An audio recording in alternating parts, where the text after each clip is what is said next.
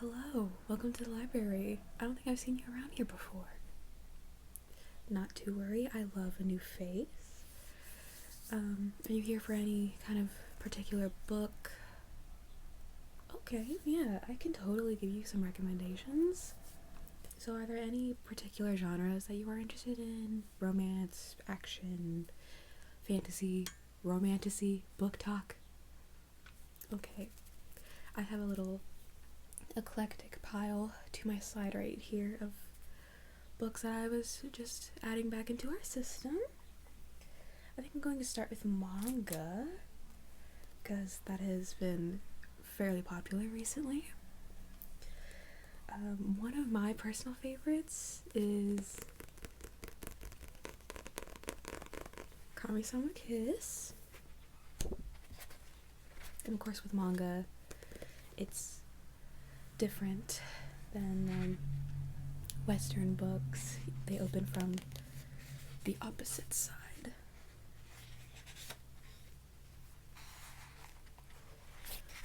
But Kami-sama Kiss is a romance.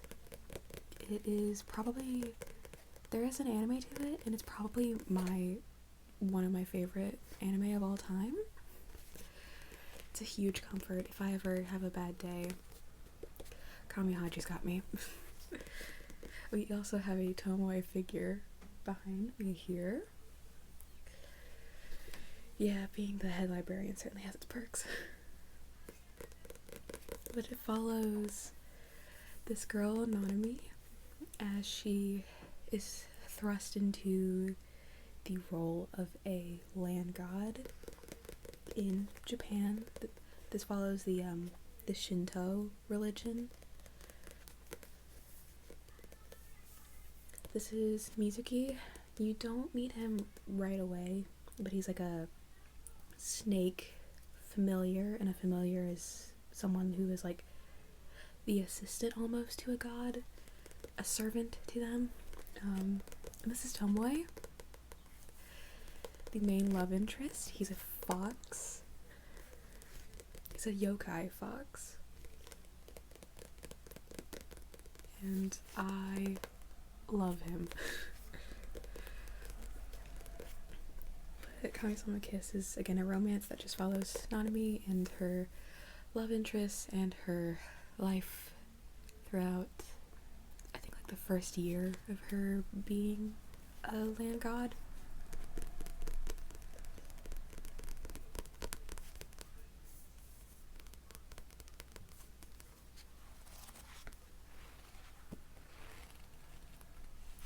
But this is volume 13. We have the full series in our repertoire right now. This is a 25 volume series, and it goes by fairly quickly because it's manga, but always a lighthearted, fun, with a dash of supernatural series. The next manga is a fairly old one.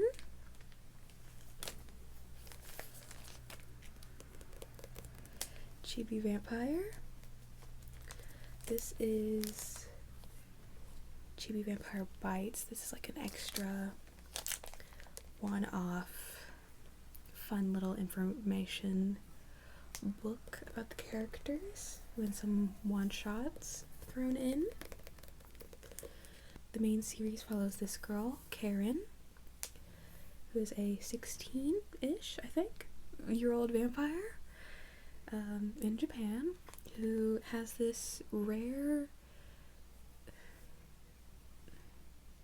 illness. I don't know how to describe it. It's not good. It's not pleasant. It's not a pleasant ability. But her body will produce so much blood that she gets a nosebleed. And this is also a romance. And on the back here is the love interest.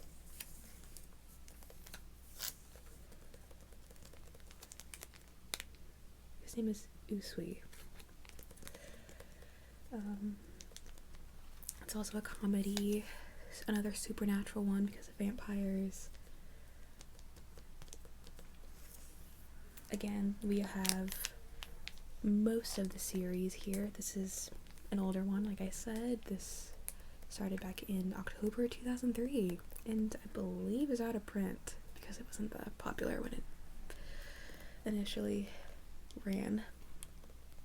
Very unfortunate. Also very unfortunate that this is a month older than I am. But it's also got an anime of the same name, I think. Very, very cute. Very funny. So I think if you like Kami-sama Kiss, you might like this one. And if you don't like Kami-sama Kiss, if you like vampires, you might like this one. The final manga that I have is Tokyo Revengers. This is an action with time travel and gangs in Tokyo. This is volumes 23 through 24. We have the omnibuses.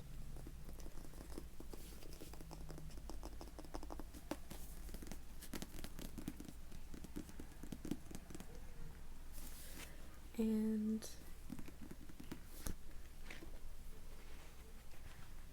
it follows this one boy, Takamichi, when he discovers that he has the ability to time travel back into 2006. And basically he just keeps going back to find a good future. He wants to keep his friends and his girlfriend from dying in every single timeline. And I think the fact that this goes on for like 31 volumes tells you he's not very successful at the start, but it is nonetheless a very entertaining read. Several characters that are very enjoyable, very deep. This is one of my favorites right here. This is Mikey. One of the versions of Mikey. I think if I had to choose other favorites other than Mikey, it would be Draken, who is like Mikey's right-hand man, his heart, if you will, and Mitsuya, who is also best friends with Draken. But yeah, if you're more of an action person or an angsty person, this might be a really good read. But enough of the manga. Our next selection is classics. We'll start with probably the oldest classic in the stack. We have Mansfield Park by Jane Austen, a very beautiful edition of Mansfield Park. This is the Cranford Classics edition.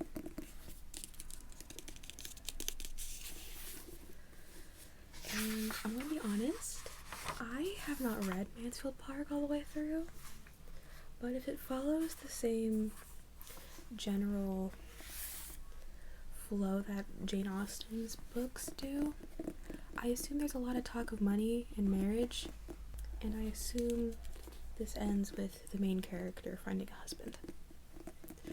This was also made in Regency, England, hence the picture right here. The early 1800s.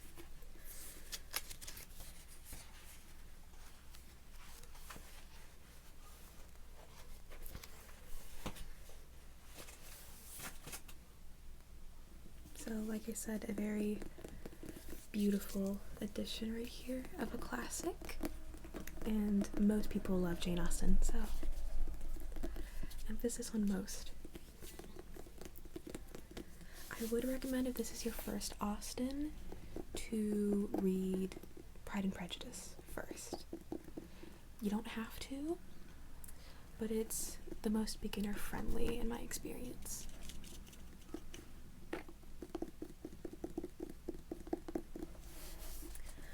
Now moving on to a modern classic, probably my favorite book of all time,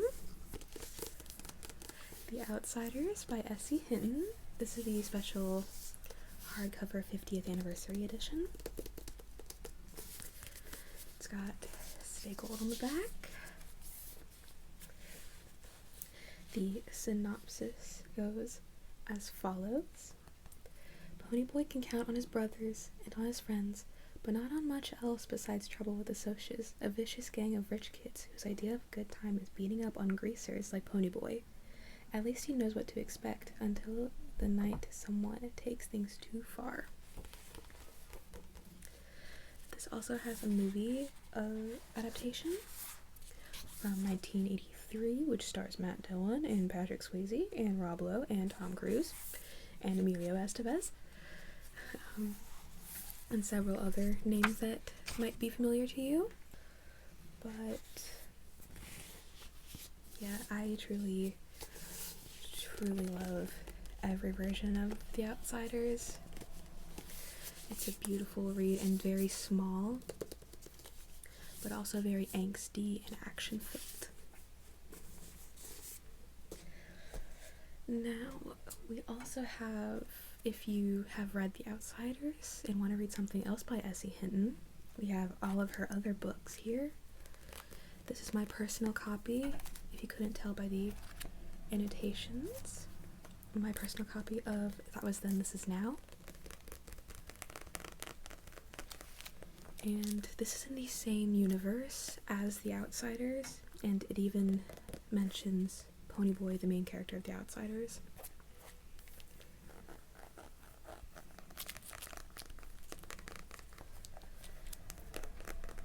So the synopsis for this one, on the back, says, does growing up have to mean growing apart? Since childhood, Brian and Mark have been as close as brothers. Now things are changing. Brian's growing up, spending a lot of time with girls and thinking about who he wants to be. Mark still just lives for the thrill of the moment. The two are growing apart, but holding on, until Brian makes a shocking discovery about Mark. Now Brian faces a terrible decision, one that will change both of their lives forever.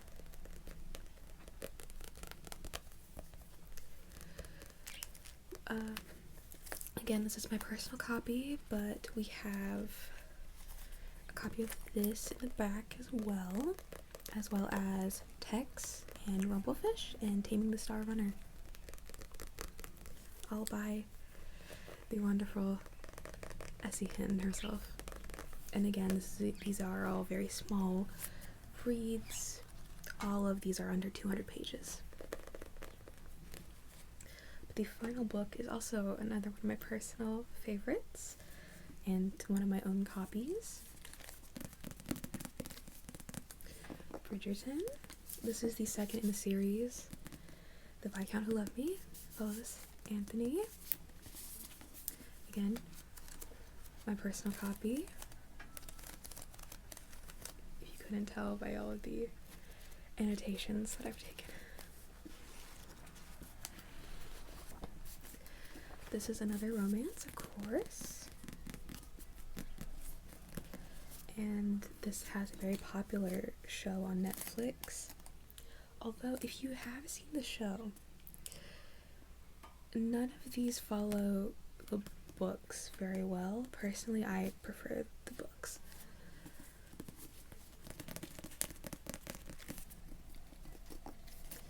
But it follows the 8 Bridgerton siblings, hence why there's 8 books in the series. And it also takes place in Regency England, like Jane Austen, except this was written in like the early 2000s. But it's all a romance about the Bridgerton siblings, each finding the love of their life and navigating Regency society. Because this man is the Viscount, which is a part of the peerage in the British hierarchy system.